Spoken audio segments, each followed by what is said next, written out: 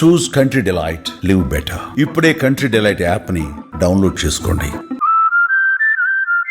సంగారెడ్డి జిల్లా పటాన్చెరు సమీపంలోని పాసమైలారం పారిశ్రామిక వాడలో ఉన్న సీగాజీ కెమికల్స్ పరిశ్రమలో ఉదయం ఘోర ప్రమాదం సంభవించింది. రియాక్టర్ ఒక్కసారిగా పేలిపోవడంతో భారీ పేలుడు సంభవించడంతో పరిశ్రమ తునాతునకలైపోయింది.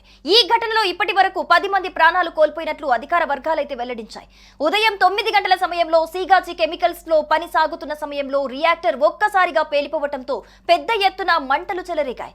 పేలుడు ధాటికి కంపెనీ షెడ్ పూర్తిగా కూలిపోయింది.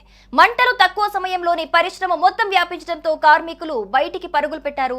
అయినప్పటికీ పలువురు కార్మికులు మంటల్లో చిక్కుకుపోయారు. ఈ ఘటనకి సంబంధించిన మరింత సమాచారం లైవ్ లో ప్రేమ్ అందిస్తారు.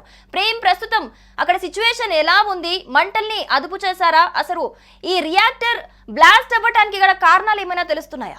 రైట్ సిరి, ప్రస్తుతం మనం సిగాచి ఏదైతే పటాన్చెరు సమీపంలో ఉన్న సిగాచి కెమికల్ ఫ్యాక్టరీ దగ్గరే ఉన్నాం. ఇక్కడ భారీగా ఉదయం రియాక్టర్ పేలి ఒక దాదాపు లోపల ప్రమాదం జరిగిన సమయంలో 100 మందికి పైగా ఉన్నట్లు తెలుస్తుంది. డెడ్ బాడీస్ ఒకటొకటిగా పోతున్నాయి.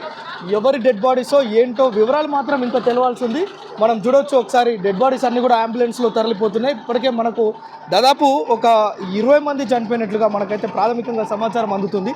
మనం అంటే ఈ సిగాచి ఫ్యాక్టరీకి సంబంధించి చాలా పెద్ద ఎత్తున రియాక్టర్స్ పేలడంతో పాటు పెద్ద ఎత్తున విస్ఫోటనం జరగడంతోనే ఈ యొక్క ప్రమాదం జరిగినట్లుగా అయితే తెలుస్తుంది. అయితే కంపెనీకి సంబంధించిన ప్రతినిధులు కావచ్చు, ఎంప్లాయీస్ కావచ్చు, ఎలాంటి వివరాలు మాత్రం బయటికి చెప్పడం లేదు. దాదాపు ఇక్కడికి హైడ్రాతో పాటు ఏదైతే అగ్నిమాపక సిబ్బంది వెహికల్స్ ఉన్నాయో దాదాపు 10ల సంఖ్యలో ఇక్కడికి వాహనాలు వచ్చినాయి. ఇక్కడ పెద్ద ఎత్తున సిబ్బంది, ఎన్డీఆర్ఎఫ్ సిబ్బంది, హైడ్రా సిబ్బంది, పోలీసులు, అదేవిధంగా అగ్నిమాపక సిబ్బంది మొత్తం కూడా పెద్ద ఎత్తున ఇక్కడికి చేరుకొని సహాయక చర్యలు అయితే చేపడుతున్నారు. ఉదయం ఏదైతే ఇక్కడ జరిగిన విస్ఫోటనం ఉందో మామూలు స్థాయిలో కాదు, ఇది ఒక భారీ విస్ఫోటనం జరిగినట్లుగా అయితే మనకి ఇక్కడ చెప్తున్నారు.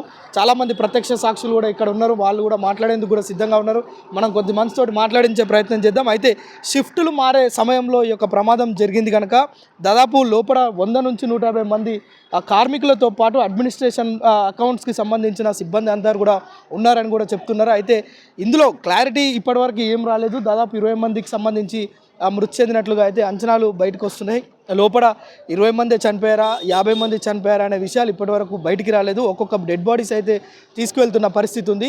దాదాపు ఈ గోడలు కూడా కూలి, ఆ రియాక్టర్ దాటికి గోడలు మొత్తం కూలి దాదాపు 10 మీటర్ల దూరంలో పడ్డట్టుగా తెలుస్తుంది. అయితే ఇక్కడ ఆ ఇటుకలు కూడా, ఈ ఫ్యాక్టరీకి సంబంధించిన ఇటుకలు కూడా నేను చూపించే ప్రయత్నం చేస్తా. ఒకసారి అంటే ఇక్కడ చూడవచ్చు మనం ఎంట్రన్స్లో ఈ యొక్క గోడలు మొత్తం కూడా బద్దలైపోయినట్లుగా మనకు కనిపిస్తుంది. ఆ స్లాబ్ కూలడంతో స్లాబ్ కింద కార్మికులు ఎంతమంది మృతి చెందిరు అనే విషయాలు కూడా ఇంకా బయటికి రావాల్సి ఉంది. ఇంకా కూడా ఉదయం నుంచి ఇప్పటి వరకు కూడా పొగలు, ఆ మంటలు ఇంకా వ్యాపిస్తూనే ఉన్నాయి. ఇక్కడ ఇటుకలు చూసుకోవచ్చు. దాదాపు 20 మీటర్ల దూరంలో ఇటుకలు పడ్డాయి. మార్నింగ్ అంటే ఏదైతే ప్రమాదం జరిగిందో ఆ సమయంలో దాదాపు డెడ్ బాడీస్ కూడా, అంటే కార్మికులు, అందులో పనిచేస్తున్న కార్మికులు దాదాపు 20 మీటర్ల దూరంలో, 100 మీటర్ల దూరంగా విసిరేసినట్లుగా పడ్డట్టుగా మనకు స్థానికులు అయితే చెప్తున్నారు. ఒకసారి చూద్దాం. ఇంకా కూడా చూడవచ్చు దట్టమైన పొగలు. అక్కడ రేకులు చూడవచ్చు మనము. ఆ చెట్ల మీద రేకులే అంత దూరంలో పడ్డాయంటే ఒకవేళ డెడ్ బాడీస్ ఏ రేంజ్లో ఎగిరిపడి ఉంటాయో మనం ఒకసారి అర్థం చేసుకోవచ్చు. ఈ ప్రమాద తీవ్రతను అంచనా వేయవచ్చు. అయితే ఎవరిని కూడా లోపలికి పంపించకుండా పోలీసులు, అదేవిధంగా ఇక్కడ ఉన్న స్పెషల్ ఫోర్స్ పోలీసులంతా కూడా ఎవరిని లోపలికి పంపించకుండా సహాయ చర్యలు అయితే చేపడుతున్నారు. ఇక్కడ చూడవచ్చు లోపల ఒక 10ల సంఖ్యలో అంబులెన్సులు ఉన్నాయి. ఫైర్ సిబ్బందికి సంబంధించిన వాహనాలు ఉన్నాయి.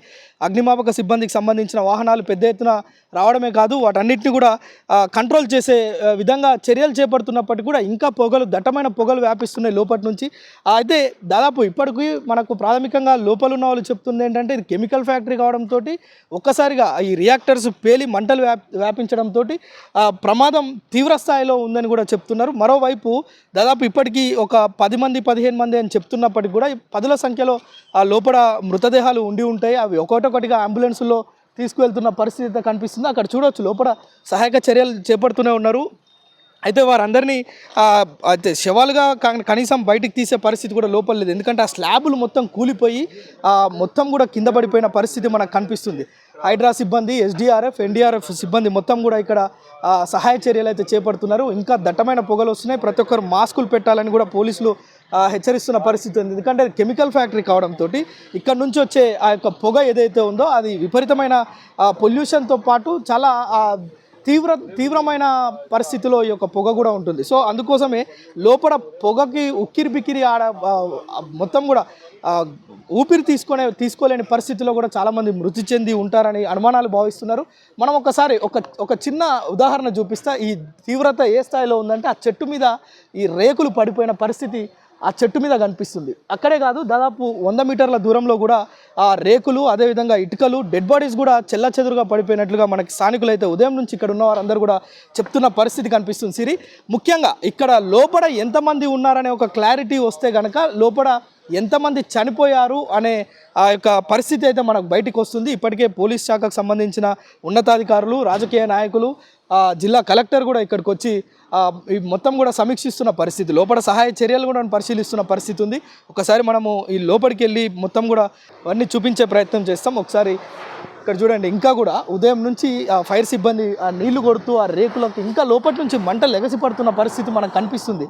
ఎంత పదుల సంఖ్యలో అంటే ఈ ఫ్యాక్టరీ చుట్టూ కూడా దాదాపు 100ల సంఖ్యలో ఇప్పుడు సహాయక చర్యలు చేపడుతున్నారు. ఓవైపు మంటలు ఎగసి పడుతున్నాయి, మరోవైపు లోపల కార్మికులు ఏ స్థాయిలో ఉన్నారు, అసలు ఎంతమంది ఉన్నారు, ఎంతమంది చనిపోయారు అనే ఒక క్లారిటీ లేదు. పోలీసులు, అదేవిధంగా ఎస్డీఆర్ఎఫ్, ఎన్డీఆర్ఎఫ్ బృందాలు ప్రత్యేకంగా ఇక్కడికి వచ్చి, హైడ్రా టీమ్స్ కూడా ఇక్కడికి వచ్చి ఈ యొక్క సహాయ చర్యలు చేపడుతున్నారు. ఇంకా కూడా దాదాపు ఇన్ని గంటలు అవుతుంది, ఇంకా కూడా మంటలు వ్యాప్తి చెందుతున్న పరిస్థితి మనకి ఇక్కడ ప్రత్యక్షంగా కనిపిస్తుంది. మొత్తం అంటే ఇక్కడ ఎవరిని కూడా అంటే ఈ కెమికల్ దాటికి పోలీసులు ఎవరిని కూడా లోపలికి పంపిస్తలేరు. ఎందుకంటే ఆ స్మెల్కి ఇతరులకు కూడా ప్రమాదం చోటు చేసుకుంటుందనే ఉద్దేశంతో మొత్తం కూడా లోపల ఎవరిని లోపలికి అనుమతించకుండా సహాయక చర్యలు అయితే చేపడుతున్నారు. ముఖ్యంగా మనం ఈ ప్రమాద తీవ్రతను చూపించే ఈ యొక్క దృశ్యం చూస్తే మనకు అర్థమైపోతుంది. ఇంకా కూడా అక్కడ మంటలు ఎగిసిపడుతున్నాయి, ఆ లోపల కెమికల్స్, వాటర్ బయటకు వస్తుంది. మొత్తం కూడా ఈ గోడలు కూలిపోయి గందరగోళమైన పరిస్థితుల్లో ఈ ఫ్యాక్టరీలో అయితే కార్మికులకు సంబంధించిన ఒక జాడ మాత్రం ఇంకా తెలవాల్సి ఉంది. ఎంతమంది ఏంటి అనే విషయాలను పోలీసులే అధికారికంగా చెప్తే కానీ అసలు లోపల ఎంతమంది చనిపోయారు అనేది తెలుస్తుంది. అయితే ఈ యొక్క సహాయక చర్యలు చేపట్టడానికి ఎంత సమయం పడుతుంది అనేది కూడా ఒక అంచనా వేయలేని పరిస్థితి. Right Prem, thank you. So మొత్తంగా పాసమైలారం పరిశ్రమ వాడలో జరిగిన ఘటనకి సంబంధించి కారణాలైతే ఇంకా స్పష్టంగా తెలియలేదు. ఇప్పటికే 10 మంది మృత్యువాత పడ్డట్టుగా తెలుస్తోంది, మరికొంతమందికి గాయాలైనట్లుగా తెలుస్తోంది. ఇప్పటికే ఫైర్ సిబ్బంది అలాగే ఎస్డిఎఫ్ బృందాలు కూడా అక్కడికి వెళ్ళి సహాయక చర్యలు అయితే కొనసాగిస్తున్నారు. మరి దీనికి సంబంధించి అయితే ఇంకా అంటే ఈ రియాక్టర్ బ్లాస్ట్ అవ్వడానికి కారణాలేంటి, భద్రతా ప్రమాణాలు ఏమైనా పాటించకపోవటం వల్ల ఇదేమైనా సంభవించిందా అనే కారణాలు వెతికే కోణంలో అయితే పోలీసులు దర్యాప్తు చేపడుతున్నారు. సుమన్ టీవీలో మీ పర్సనల్ అండ్ బిజినెస్ ప్రమోషన్స్ కోసం కింది నెంబర్కి కాంటాక్ట్ చేయండి.